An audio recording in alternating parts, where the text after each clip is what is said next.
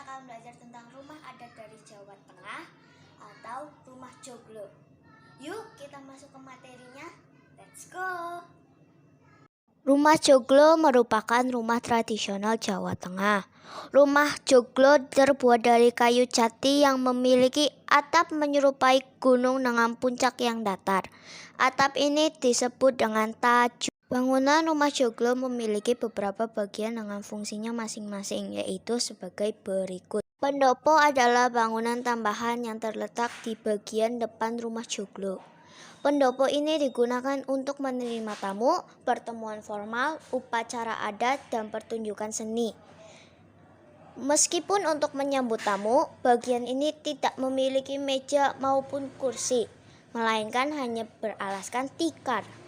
Hal ini dilakukan untuk menciptakan kesetaraan antara tamu dan pemilik rumah. Selain itu, pendopo rumah joglo tidak memiliki dinding. Hal ini mencerminkan sifat orang Jawa yang ramah dan terbuka. Pringgit adalah penghubung antara pendopo dengan omah atau rumah utama. Fungsinya sebagai lorong untuk jalan masuk ke rumah. Sesuai dengan namanya, pringgit juga digunakan sebagai tempat ringgit yang artinya bermain wayang. Atap pringgit memiliki model limasan atau kampung. Emperan adalah teras depan yang menghubungkan pringgit dengan omah. Berbeda dengan pendopo, emperan digunakan untuk menerima tamu, tetapi biasanya memiliki meja dan kursi.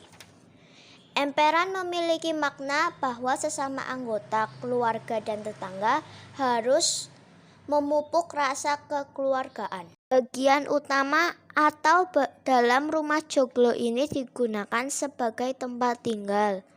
Bagian ini memiliki lantai persegi yang luas dan lebih tinggi dari bagian rumah lainnya. Atapnya bermodelkan limasan. Bagian dalam terbagi atas depan, tengah, dan belakang. Bagian depan digunakan untuk aktivitas keluarga. Bagian tengah digunakan sebagai tempat jejer pengantin saat upacara pernikahan. Dulunya bagian ini digunakan untuk persembahyangan menghormati Dewi Sri. Bagian belakang adalah kamar yang disebut dengan sentong. Di bagian belakang dalam terdapat sentong yang memiliki 3 kamar. Anggota keluarga biasanya tinggal di kamar yang berada di samping kiri dan kanan. Kedua kamar ini pun digunakan untuk menyimpan hasil panen dan alat-alat pertanian. Kamar bagian tengah digunakan untuk menyimpan harta keluarga dan pusaka-pusaka. Kamar tengah juga biasa ditempati oleh pasangan pengantin baru.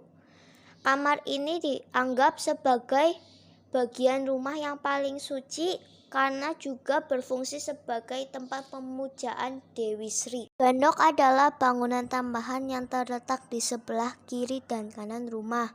Biasanya digunakan sebagai tempat tidur keluarga atau tamu yang menginap. Bagian paling belakang dan luar rumah joglo terdapat dapur, kamar mandi, dan sumur. Sumur biasanya terletak di sebelah timur. Itulah hal-hal yang perlu kita ketahui tentang rumah joglo, mulai dari sejarahnya, bagian-bagian rumahnya, serta keunikannya. Supaya rumah adat ini tetap diingat dan dilestarikan, yuk share kepada teman-teman kamu ya.